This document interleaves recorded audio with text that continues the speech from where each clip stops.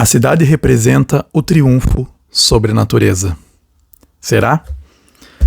Então, olá, caríssimos. Estou aqui hoje para falar sobre este livro aqui, este belo livro, Metrópolis. Tá? Ele foi traduzido esse ano, 2024, aqui para o português, pela Companhia das Letras, com o subtítulo A História das Cidades, a Maior Invenção Humana. Então, o Ben Wilson é um historiador, e aí ele pega e procurou fazer uma história das cidades, buscando pontos, lições do passado e no presente também, né? Algumas cidades mais presentes, ele pegou estudos de casos de cidades mais atuais também, para tentar entender e ver que pontos que são bons, o que a gente tem que descartar, o que a gente tem que pensar quando a gente está falando sobre cidades. Então, a cidade, né, para ele é a interação entre o ambiente construído e os humanos, né? Então tá no cerne da vida urbana. Então o interesse dele, do Ben Wilson, nesse livro, é o tecido que conecta os vários elementos desse organismo urbano, né? Não apenas a aparência externa, mas também os seus órgãos vitais, é assim que ele fala, então, sobre a cidade. Então, eu vou nesse vídeo comentar alguns pontos, algumas lições, fazer algumas citações aí desse livro, que eu gostei demais, já adianto, né? E para a gente ver nesse sentido de história das cidades. Então, a história, ele lembra, né, já de início, que na própria narrativa bíblica a história começa num jardim e termina numa cidade celestial, né? Então vê que resgatando as várias narrativas míticas, a Bíblia, ele vai mostrando, né, a história, a evolução das cidades. E um dos pontos principais que ele vai defender ao longo de todo o livro é a questão da caminhabilidade, dessa questão de que o caminhar é um dos principais ingredientes da vida urbana. Bairros pelos quais se pode caminhar são um dos principais ingredientes da vida urbana, e isso ele vai defender ao longo de todo o livro. Então, Metrópolis, ele vai desde lá do alvorecer das cidades, né, em Uruk, em 4.000 anos antes de Cristo, até os dias atuais. Né, até a cidade, as megacidades, ele cita Lagos, né, como estudo de caso principal no último capítulo, indo até ali os anos 2020. É um livro bem atual, tá, gente? Então ele é posterior, inclusive, ao Covid aqui. Então ele menciona isso, menciona as questões ambientais mais recentes, porque exatamente foi publicado em inglês originalmente em 2020. Né, eu consegui pegar esse aqui, uma capa dura, né, numa promoção aí há alguns anos atrás, uns 2 anos atrás, e finalmente eu fui ler. Ele, inclusive, fiquei feliz que saiu em português, que aí eu vou poder usar com os meus alunos também. Então ele, você vê assim que é uma edição toda muito bonita, inclusive eu não sei como é que tá a edição em português, mas ela não é capa dura, e eu não sei também como se tem as imagens no meio, que são bem interessantes, as imagens são bem importantes, as imagens, você tem um caderno, no meio alguns cadernos com fotos das cidades, então fica uma versão muito bonita. E sim, né, na versão que a gente tem em português, essas imagens, elas estão lá no final do livro também, imagens coloridas, então fica também muito bom, porque você vai acompanhando, apesar do autor não fazer essas referências às imagens, né? Às vezes você tem alguns livros que tem essas referências, né? Olha só, veja tal figura, tal imagem, que você localiza melhor, mas ainda assim é legal você ver essas imagens no final, porque ajuda bastante, né? A clarear e deixa bonito também, deixa agradável a leitura. Falando nisso, é uma leitura bem agradável, tá? Ele é um historiador, ele traz bastante notas e tal, mas ainda assim é muito, muito agradável de se ler, tá? A todo momento é uma escrita bem tranquila, Tá? Então ele vai passando, né, depois por, né, o Jardim do Éden, Atenas, Alexandria, né, como Atenas e Alexandria, o capítulo 3, que ele vai chamar de Cosmópolis, e ele vai tirando lições, inclusive fazendo comparações com cidades atuais, tá? Ele sempre faz isso nos capítulos, ele está focando em uma ou duas cidades, ou três, depende do capítulo, mas ele também vê como que às vezes isso se aparece, né, se aparenta em algumas cidades hoje, né? Então, por exemplo, ele está falando de como as cidades são formadas nesse capítulo Cosmópolis, como as cidades são formadas por pessoas de diferentes etnias e origens, e isso enriquece bastante. Depois ele vai passando por Roma. Eu senti, inclusive, no capítulo sobre Roma um pouquinho mais falar sobre... foi um dos capítulos que eu menos gostei, inclusive. Ele fala bastante sobre os banhos públicos e tal, né, em Roma. Eu achei que faltou pouco sobre a arquitetura de Roma, sobre a tecnologia também, né? Mas, enfim. Depois ele vai... ele tem uma visão, assim, quando você começa a ler, você percebe que ele tem uma visão bem otimista da cidade, né? Que ele fala que as cidades são resilientes e adaptáveis, né? Inclusive com relação às mudanças climáticas, né? Mas depois você vai vendo, depois eu vou mencionar isso, inclusive, que ele tem uma visão assim, não é um otimismo inocente, digamos assim.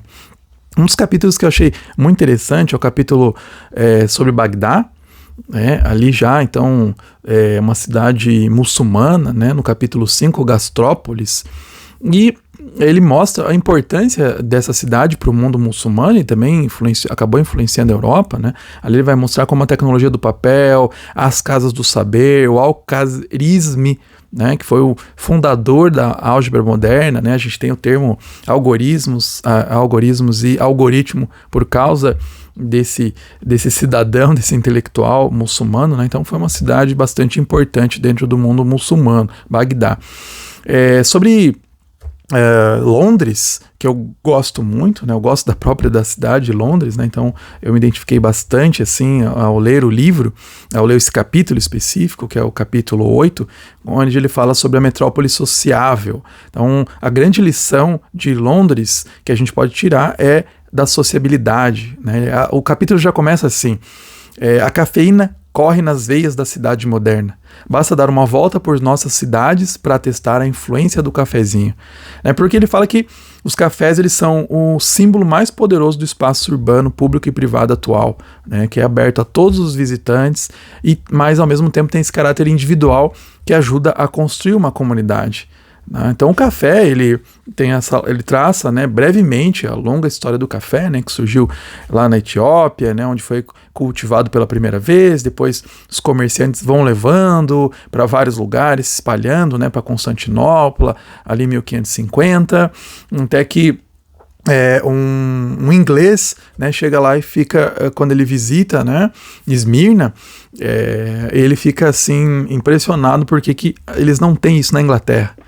Então ele trouxe grãos e alguns aparelhos para trazer o preparo, né? E ele volta ali em 1650, ele volta para a Inglaterra e abre o primeiro café, primeira cafeteria da Europa Ocidental, inclusive, né? Então chega aí por volta de 1550, 1554 é fundado, então, essa primeira cafeteria, né? E para ele mostra como isso foi bastante importante, inclusive na sociabilidade e até para surgir as revoluções científicas e industriais, porque como outro autor menciona aqui, fugiu aqui o nome, o Neil Ferguson, naquele livro A Praça e a Torre, ele fala que, né, as várias revoluções tecnológicas foram frutos das redes. Então ele vai falar aqui, o Ben Wilson vai falar sobre como que o café foi importante nos cafés, né? Então ele fala assim: pode-se dizer que a revolução financeira e a revolução científica marcaram o encontro num café londrino, porque tinha essas pessoas então que financiavam, tinha essas pessoas que tinham conhecimento, se cruzavam nos cafés, e isso fomentou bastante o desenvolvimento aí científico na Inglaterra, né? E questões ambientais, claro, quando você fala sobre cidades, você tem que falar sobre questões ambientais, é um foco também do livro, muito presente. Por exemplo, você tem um capítulo 9 sobre Manchester e Chicago, né, no século XIX, começo do século XX, antes da Primeira Guerra, que é chamado Os Portões do Inferno, para mostrar duas cidades que eram extremamente poluídas, era um espetáculo da pobreza e da sujeira, né? Então ele vai mostrando isso, né, como que essas cidades permeavam até o início nessa segunda fase da Revolução Industrial, né, elas eram bastante enfeiadas e isso permeava a mentalidade das pessoas. Ele cita o exemplo do filme Metrópolis, né, que é inclusive da onde ele tirou a influência para chamar o livro dele de Metrópolis, né? E que em português só colocou o título Metrópole, né? Não pegou esse Metrópolis do filme Metrópolis lá, um filme de 1927, né, do Fritz Lang, onde é um filme bem influente, né? Onde tem uma cidade de futuro que é um lugar onde tem dominada por arranha-céus, né, e tem onde mora, né, as elites, e tem uma classe de trabalhadores que vive, né, no modo subterrâneo, o labuta trabalha no escuro e tal, né, e essas pessoas que alimentam, né, as máquinas da metrópolis, né. Então numa das cenas assim mais fortes do filme, o Ben Wilson vai comentando, tem uma alucinação, né, do personagem principal, onde ele vê que a máquina se torna Moloch, né, o deus cananeu, que devorava as crianças, e ali os trabalhadores são oferecidos as mandíbulas dessa máquina, né, são sacrificados ao caos incontrolável da urbanização moderna, né. Então você vê que essa imagem ficou muito forte, né. Então na virada para o século XX parecia que a cidade tinha fracassado, né, porque em vários momentos na arte, não só no cinema, mas na literatura também, Charles Dickens já no século XIX vão mostrando, né, a cidade como um lugar assim de desesperança, um lugar poluído, feio e sujo, né? Mas tem esperanças, né? Então depois ele vai para o capítulo sobre Paris, onde ele fala da lição da cidade caminhável, né? Inclusive chama Síndrome de Paris, né? Que começa falando dos japoneses que tinham uma visão, né, os asiáticos que tinham uma visão acerca do que era Paris, e quando eles chegavam eles tinham um choque de realidade, né? Mas Paris se esforçou muito, inclusive com seus arquitetos e urbanistas, para transformar a cidade numa cidade caminhável, né? Tem aquela coisa que é muito importante para um francês ele ter uma panificadora, uma padaria a uma distância caminhável, é muito importante, né? Então os franceses meio que inventaram o passeio, o caminhar sem objetivo, né? O flaneurismo. Então o flaner é aquele cara que andava e ia andando, olhando pela cidade, olhando as coisas, sem um objetivo específico, né? Então a cidade, Paris, atraía isso, né? Tem muitas pessoas que escreveram, poetas, o Baudelaire, Walter Benjamin, escreveram sobre essa cultura do caminhar. É uma cidade que realmente chama. Até hoje, se você vai, claro que ela precisou passar por muitas melhoras, né, para chegar nesse nível. Hoje é uma cidade que é muito agradável de você caminhar. Você vai para essa cidade e você gosta muito. Então, isso é uma das coisas que o Ben Wilson vai martelar em todo o livro, a importância de uma cidade caminhável. Se você vai para uma cidade como Barcelona, Paris, Londres, você gosta de estar nela porque ela é uma cidade que é gostosa de caminhar. Chama você, te convida a você caminhar. Então, assim, como eu falei no começo, ele tem uma visão otimista, né, o Ben Wilson, mas na medida que você vai avançando no livro, você percebe que não é um otimismo ingênuo, né? Principalmente isso fica bem claro no capítulo 13, são 14 capítulos, né? Lá no capítulo 13, que fala sobre Los Angeles, ele vai falar sobre os subúrbios, né? Acontece esse fenômeno no século XX dos subúrbios, graças à nova cultura do carro, porque agora você pode morar um pouco mais distante e os lugares distantes são mais baratos. Então, com o carro, você acaba tendo essa visão, esse afastamento, né? Então, ele fala assim que a rejeição da cidade compacta em favor de um espaço de vida suntuoso resultou em metrópoles ávidas por energia elétrica, gás, petróleo, água, concreto e sistemas rodoviários, né? Então a expansão consome o campo e também gasta recursos em uma escala monumental. Então esse urbanismo e essa crítica dele, esse urbanismo moderno que está centrado no automóvel, tirou a vida das ruas, né? Encorajou a expansão né, da baixa densidade, quer dizer, as pessoas se afastando e indo cada vez mais distante. Então ele fala assim, isso é muito forte. O carro sempre foi o inimigo do urbano. Olha só isso, né? Então você vê que ele não é um cara extremamente otimista com a tecnologia, né? Porque o carro, para ele, né, tem muitos problemas, né? É responsável pelo gasto do solo, dos ambientes, né? E a gente foi remodelando as nossas cidades em torno do carro. Só você vê os Los Angeles, que é o grande exemplo, né, desse capítulo, mas você vê outras cidades. São Paulo, né, uma cidade totalmente tomada pela cultura do carro. Então, essa metrópole, né, essa metrópole dispersa, como as cidades grandes hoje que a gente tem, São Paulo, Los Angeles, ela exige muita gasolina para que a gente navegue na cidade. Você sabe, quando você vai para São Paulo, por exemplo, você demora muito para ir de um ponto ao outro, né? Então o resultado é congestionamento e poluição cada vez pior, né? Não vai melhorar se não tiver mudanças. Então as cidades, elas acabam, seguindo esse modelo, elas acabam sendo um projeto, um modelo finito. Vai acabar, não vai dar conta a isso, né? Porque a gente ficou totalmente dependente e vai surgindo poluição, vai surgindo fragmentação ambiental e vai gerando mudança climática, tá? Então, falando nesse tema da mudança climática, é isso que ele vai tratar um pouco no último capítulo, quando ele fala sobre megacidade, né? Ele usa o exemplo de Lagos, que vai até ali, ele vai até 2020, né, ele analisa de 1999 até 2020, ele vai dizendo que os cuidados que se tem que ter com relação às questões ambientais, né? Ele vai falando alguns exemplos, algumas soluções, mas ele fala que ao mesmo tempo que é muito importante, por exemplo, cidades inteligentes, ele alerta com um caráter autoritarista dessa tecnologia. Uma coisa que o Jacques Ellul falava lá na década de 1950 sobre o autoritarismo da técnica, é uma coisa que algumas pessoas têm percebido com relação à inteligência artificial, porque ela está pegando vários dados das pessoas. Então ela impõe algumas coisas, ela rouba esses dados, impõe algumas coisas, é a maneira como você tem que se portar. Então não é uma cidade humanamente inteligente, né? Ele fala assim, uma cidade inteligente não é apenas uma cidade com milhares de sensores e uma infraestrutura digital. É aquela projetada para fornecer um habitat humano e natural resiliente, né? É isso, eu chamo de uma cidade humanamente inteligente. Claro que você pode ter tecnologia. O Barcelona é uma das cidades consideradas mais inteligentes do mundo e com tecnologia, mas ela também é uma cidade extremamente amigável para o pedestre, né? Então isso é importante.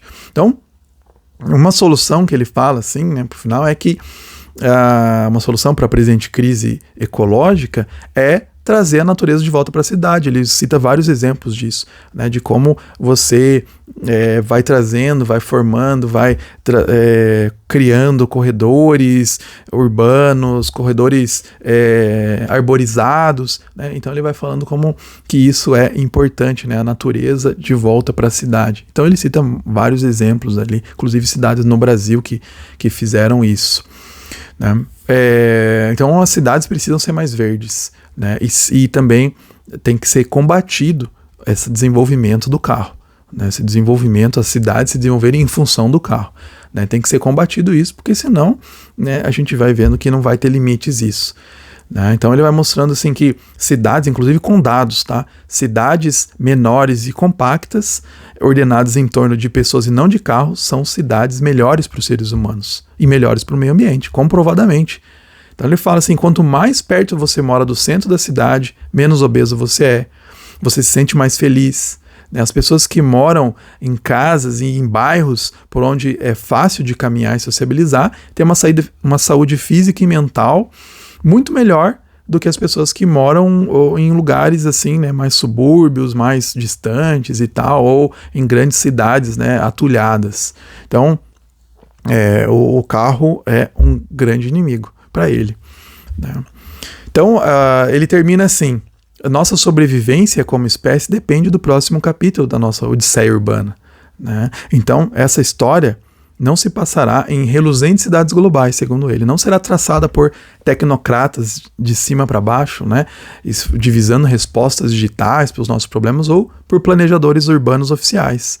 né, que estão lá no Olimpo revirando a cidade do avesso e pensando e programando. A cidade tem que ser pensada conjuntamente, democraticamente e também voltada para as pessoas, né? Então ele fala, a cidade será feita por milhões de pessoas, né,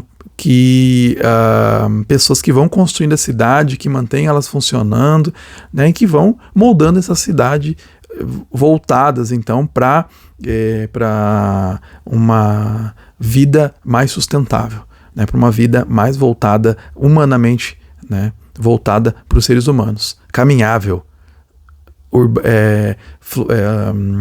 bem estruturada do ponto de vista também ambiental, né? Essas são as grandes lições que ele vai analisando aí em 7.000 anos de história de cidades. Então, fica aqui, né, minha recomendação desse livro. Vocês viram aqui como eu indiquei de maneira introdutória alguns pontos que eu gostei desse livro, né? É um belo livro de história com preciosas lições. É um livro que vale muito a pena ler. Eu gosto muito desse tema de história, filosofia das cidades, e esse realmente é um livro assim, que merece ser lido, porque traz muitas lições. É um livro que todo mundo tem que ler, urbanistas, pessoas que estão pensando questões urbanas, devem ler para ver as lições que a gente tira, porque história é isso, né? História é a gente olhar, aprender com os erros do passado, pegar lições do passado e ver o que a gente pode modificar nas nossas cidades hoje, no nosso mundo hoje. Então fica aí minha recomendação, Metrópolis de Ben Wilson, que temos em português.